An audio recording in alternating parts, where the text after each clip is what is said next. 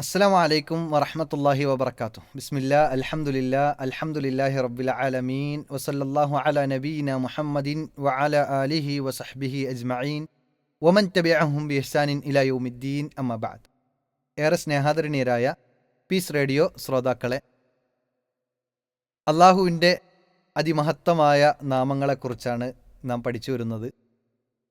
അള്ളാഹുവിൻ്റെ വിശിഷ്ട നാമങ്ങളിൽ ഏറ്റവും സുപ്രധാനമായ ഒരു നാമമാണ് അൽ ബസീർ എന്ന നാമം. അൽ ബസീർ എന്ന നാമം വിശുദ്ധ ഖുർആനിൽ 42 തവണയാണ് ആവർത്തിച്ചു വന്നിട്ടുള്ളത്. അൽ ബസീർ എന്ന് പറഞ്ഞാൽ കാഴ്ചയുള്ളവൻ, അല്ലെങ്കിൽ എല്ലാം കാണുന്നവൻ എന്ന അർത്ഥമാണ്. ബസീർ എന്നതിൽ നിന്ന് ബസർ എന്ന് പറയുന്ന ഒരു വിശേഷണം അതിലുണ്ട്, കാഴ്ച എന്ന ഒരു വിശേഷണമുണ്ട്. അപ്പോൾ അള്ളാഹുവിന് കാഴ്ചയുണ്ട്, അള്ളാഹു എല്ലാം കാണുന്നവനാണ്. എല്ലാം പരിമിതികളില്ലാതെ ലോകത്ത് നടക്കുന്ന ഓരോ സാധനങ്ങളും, ഓരോ സംഭവങ്ങളും, ഓരോ മൈന്യൂട്ടായിട്ടുള്ള പ്രവർത്തനങ്ങളും കൃത്യമായി അള്ളാഹു സുബ്ഹാനഹു വതആല വീക്ഷിക്കുന്നുണ്ട്, കണ്ടുകൊണ്ടിരിക്കുന്നുണ്ട്. വിശുദ്ധ ഖുർആനിൽ അള്ളാഹു സുബ്ഹാനഹു വതആല പറയുന്നുണ്ട്, വത്തഖുല്ലാഹ് വഅലമു അന്നല്ലാഹ ബിമാ യഅമലൂന ബസീർ. നിങ്ങൾ അള്ളാഹുവിനെ സൂക്ഷിക്കണം. ആ അള്ളാഹു സുബ്ഹാനഹു വതആല എല്ലാം കണ്ടുകൊണ്ടിരിക്കുന്നു, വീക്ഷിച്ചു കൊണ്ടിരിക്കുന്നു എന്ന് നിങ്ങൾ അറിഞ്ഞുകൊള്ളുക എന്ന് അള്ളാഹു സുബ്ഹാനഹു വതആല പഠിപ്പിക്കുന്നുണ്ട്. അപ്പോൾ എല്ലാം കാണുന്നവനായ അള്ളാഹു സുബ്ഹാനഹു വതആലയിൽ നിന്ന് ഒന്നും മറച്ചു വെക്കാൻ നമുക്ക് സാധിക്കുകയില്ല. നമുക്കും കാഴ്ചയുണ്ട്, അള്ളാഹുവിനും കാഴ്ചയുണ്ട്. അപ്പോൾ എങ്ങനെയാണ് നമ്മുടെ കാഴ്ചയും അള്ളാഹുവിൻ്റെ കാഴ്ചയും തമ്മിൽ വേർതിരിയുന്നത്? നമ്മുടെ കാഴ്ചകൾക്ക് പരിമിതികളുണ്ട് അല്ലേ? നമ്മുടെ കാഴ്ച ഈ റൂമിൻ്റെ ഉള്ളിൽ നിന്ന് അപ്പുറത്ത് എന്ത് നടക്കുന്നു എന്ന് നമുക്ക് കാണാൻ കഴിയുന്നില്ല. അല്ലെങ്കിൽ ഈ നാട്ടിൽ നിന്ന്, ഈ ഒരു പ്രദേശത്തിൽ നിന്ന് നമ്മുടെ കാഴ്ചകൾക്കപ്പുറം അടുത്ത നാട്ടിൽ എന്ത് നടക്കുന്നു, ഇന്ത്യക്കപ്പുറം എന്ത് നടക്കുന്നു എന്നത് നമുക്കറിയാൻ സാധിക്കുന്നില്ല, നമ്മൾ കണ്ടുകൊണ്ടിരിക്കുന്നില്ല. നമ്മുടെ വീട്ടിനുള്ളിൽ ഒരു റൂമിനുള്ളിൽ നമ്മൾ നിൽക്കുമ്പോൾ അപ്പുറത്തെ റൂമിൽ എന്ത് നടക്കുന്നു എന്ന് നമുക്ക് കാണാൻ സാധിക്കുന്നില്ല. അതുപോലെ തന്നെ ഏത് ജന്തുക്കളെടുത്താലും, പക്ഷികളെടുത്താലും, മൃഗങ്ങളെടുത്താലും, ഏതിനെടുത്താലും അതിനൊക്കെ ഒരു ലിമിറ്റുണ്ട്. അതിന് കാണാൻ കഴിയുന്ന ഒരു പരിധിയുണ്ട്. ആ പരിധിക്കപ്പുറം എല്ലാം കാണാൻ കഴിയുന്ന ഒരു സൃഷ്ടിയുമില്ല സൃഷ്ടാവല്ലാതെ. അൽ ബസീറായ അള്ളാഹു അല്ലാതെ ലോകത്ത് നടക്കുന്ന ഓരോ മൈന്യൂട്ടായിട്ടുള്ള കാര്യങ്ങളും അറിയുന്നവൻ മറ്റൊരാളുമില്ല. അതുകൊണ്ടാണ് അള്ളാഹു വിശുദ്ധ ഖുർആനിൽ പറഞ്ഞത്, ലൈസ കമിസ്ലിഹി ഷൈഉൻ വഹുവസ് സമീഉൽ അലീം. ലൈസ കമിസ്ലിഹി ഷൈഉൻ, അള്ളാഹുവിന് സമമത്തൊരാളുമില്ല എന്ന് വിശുദ്ധ ഖുർആൻ നമുക്ക് പഠിപ്പിച്ചു തരുന്നുണ്ട്. അതുകൊണ്ട് തന്നെ എല്ലാം കാണുന്നവൻ, എല്ലാം കണ്ടുകൊണ്ടിരിക്കുന്നവൻ, ഒരു ഇരുട്ടുള്ള രാത്രിയിൽ കറുത്ത പാറയിലൂടെ കറുത്ത ഉറുമ്പിങ്ങനെ നടന്നു പോകുമ്പോൾ അതിൻ്റെ കാലിൻ്റെ പാദങ്ങൾ പോലും, അതിൻ്റെ ചലനങ്ങൾ പോലും കൃത്യമായി സസൂക്ഷ്മം നിരീക്ഷിക്കുന്നവനാണ് അൽ ബസീറായ അള്ളാഹു സുബ്ഹാനഹു വതആല. വിശാലമായ കാഴ്ചയുള്ള, പരിമിതികളില്ലാത്ത ആ റബ്ബ് നമ്മെ സദാ നിരീക്ഷിച്ചു കൊണ്ടിരിക്കുന്നു എന്നത് നമ്മൾ തിരിച്ചറിയണം. ഒരു കടയിലേക്ക് പോകുമ്പോൾ CCTV നമ്മെ നിരീക്ഷിക്കുന്നു എന്നറിയുമ്പോൾ ഒന്നുകൂടെ മാന്യതയായി കൊണ്ട് നിൽക്കാൻ നമ്മൾ പരിശ്രമിക്കും. അവിടെ നിന്ന് പിന്നെ പ്രത്യേകിച്ചൊന്നും കളിക്കാനോ അല്ലെങ്കിൽ മോഷ്ടിക്കാനോ ഒരു മോഷ്ടാവ് തയ്യാറാവൂല. എന്നാൽ ആ CCTVക്കും ഒരു പരിധിയുണ്ട് അല്ലേ? നമുക്കറിയാം, ആ CCTVക്കും ഒരു പരിധിയുണ്ട്. എല്ലാ CCTVകൾ ഒരുമിച്ച് വച്ചാൽ പോലും ഈ ലോകത്ത് നടക്കുന്ന ഓരോ സംഭവങ്ങളെയും ഈ രൂപത്തിൽ സസൂക്ഷ്മമായി കൊണ്ട് അറിയാൻ ഒരാൾക്കും സാധിക്കില്ല, ഒരു CCTVക്കും കണ്ടെത്താൻ സാധിക്കില്ല. കടലിനുള്ളിലുള്ളത് അറിയുന്നവൻ അള്ളാഹു മാത്രമാണ്. കടലിനുള്ളിൽ എത്ര മത്സ്യങ്ങൾ എങ്ങനെ നീന്തുന്നു, അല്ലെങ്കിൽ എങ്ങനെ ജീവിക്കുന്നു, ഇതൊക്കെയും കൃത്യമായി കണ്ടുകൊണ്ടിരിക്കുന്നു. ആകാശമേലാപ്പിൽ പറന്നുകൊണ്ടിരിക്കുന്ന പറവകളെക്കുറിച്ച് കൃത്യമായി കണ്ടുകൊണ്ടിരിക്കുന്നു.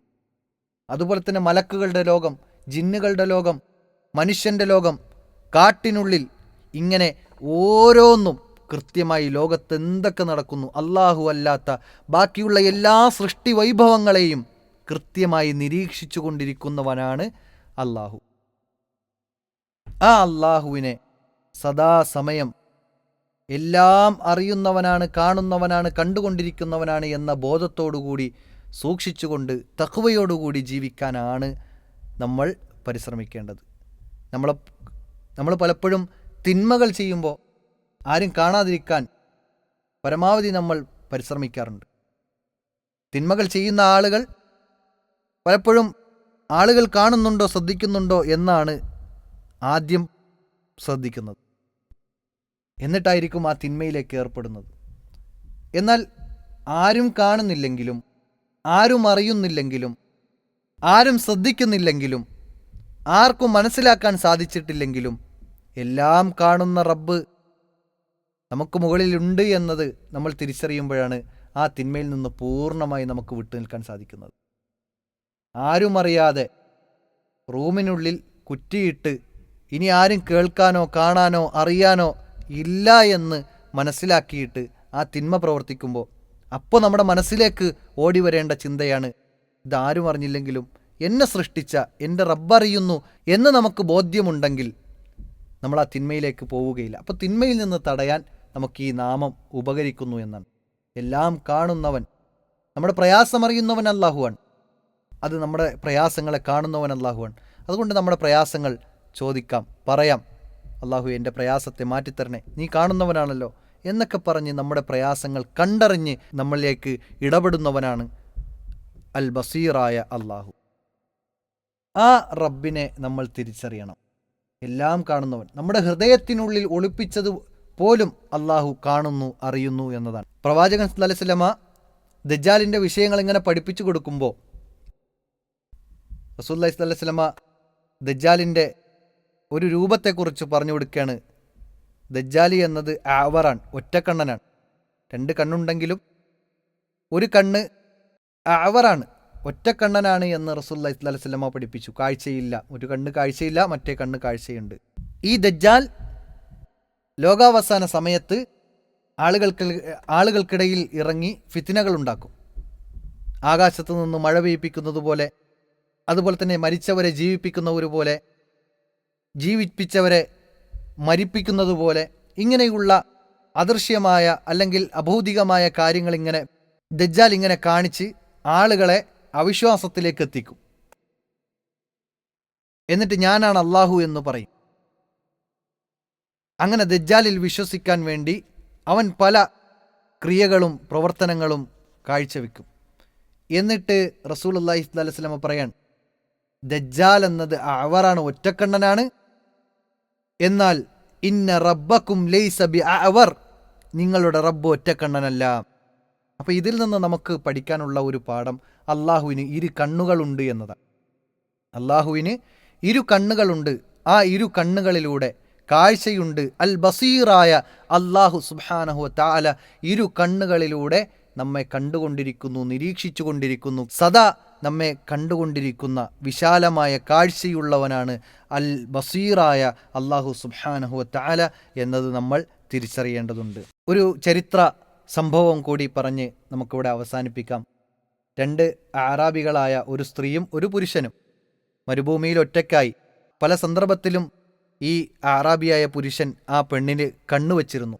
പക്ഷെ ഒറ്റയ്ക്കായ സന്ദർഭം ഒരവസരമെന്ന നിലക്ക് ആ അറാബിയായ പുരുഷൻ സ്ത്രീയെ പ്രാപിക്കാൻ വേണ്ടി പോകുമ്പോൾ, ഇവിടെ ആരുമില്ല, നമ്മളെ കാണാൻ ആരുമില്ല, അറിയില്ല എന്ന് പറഞ്ഞ് ആ സ്ത്രീയെ തൻ്റെ ആവശ്യ നിർവഹണത്തിന് വേണ്ടി ക്ഷണിക്കുമ്പോൾ, ഇവിടെ ആകാശമേലാപ്പിലെ നക്ഷത്രങ്ങൾ മാത്രമാണ് നമ്മെ ഇത് കണ്ടുകൊണ്ടിരിക്കുന്നത് എന്ന് പറയുമ്പോൾ, ഇതൊരു അവസരമാണ്, നമുക്കിത് ഉപയോഗിക്കാം എന്ന് പറഞ്ഞ സന്ദർഭത്തിൽ ആ അറാബിയായ പെണ്ണ് പറയുന്നത്, ഫഅൈന മുകൗകിബുഹ, എവിടെയാണ് ആ നക്ഷത്രങ്ങളെ സംവിധാനിച്ച അല്ലാഹു, അവൻ കാണുന്നില്ലേ എന്ന് പറയുമ്പോൾ അൽ ബസീറായ അല്ലാഹുവിനെ കുറിച്ചാണ് അവിടെ പഠിപ്പിച്ചു കൊടുക്കുന്നത്. അപ്പോൾ അൽ ബസീറായ അല്ലാഹു ഏത് കൂരിരുട്ടിലും, ഏത് സന്ദർഭത്തിലും, ഏത് ലോകത്തും, ഏത് സ്ഥലത്തും കൃത്യമായി കാഴ്ചയുള്ള, കാഴ്ചയ്ക്ക് പരിമിതിയില്ലാത്ത വിശാലമായ കാഴ്ചയുള്ളവനാണ് അൽ ബസീറായ അല്ലാഹു.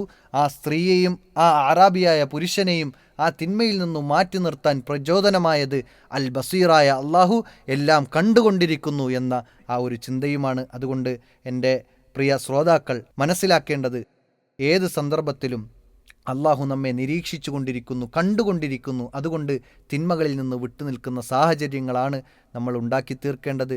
തിന്മകൾ ചെയ്യാൻ മനസ്സാഗ്രഹിക്കുമ്പോഴും എൻ്റെ റബ്ബ് എന്നെ കണ്ടുകൊണ്ടിരിക്കുന്നു എന്ന ബോധം, അൽ ബസീർ എന്ന നാമം പഠിക്കുമ്പോൾ നമ്മൾ ഇനി മുതൽ ശ്രദ്ധിക്കേണ്ട ഏറ്റവും പ്രധാനപ്പെട്ട ഒരു കാര്യമാണ് തിന്മകളിൽ നിന്ന് മാറി നിൽക്കാൻ, നമ്മുടെ പ്രാർത്ഥനകൾ കേൾക്കാൻ, നമ്മുടെ പ്രയാസങ്ങൾ കണ്ടറിയാൻ അള്ളാഹു സുബ്ഹാനഹു വതആലയ്ക്ക് സാധിക്കും എന്നതും ഇതിലൂടെ മനസ്സിലാക്കുക.